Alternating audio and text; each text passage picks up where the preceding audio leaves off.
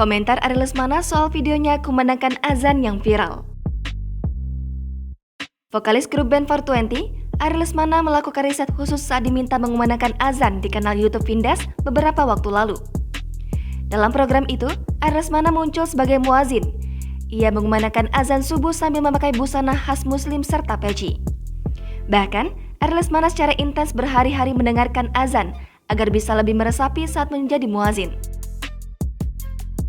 Musisi berusia 29 tahun itu juga melakukan riset hingga berlatih mengumandangkan azan bersama seorang ustadz. Menurut Ari Lesmana, ia melakukan semua persiapan itu karena merasa bertanggung jawab saat diberi kepercayaan mengumandangkan azan. Pelantun zona nyaman itu juga mengaku bahwa ia melakukan beberapa kali take vokal untuk menyempurnakan pelafalan azannya. Namun, Ari Lesmana akhirnya merasa senang lantaran videonya mengumandangkan azan disambut baik oleh banyak orang. Jangan lupa subscribe, share, komen, dan like ya!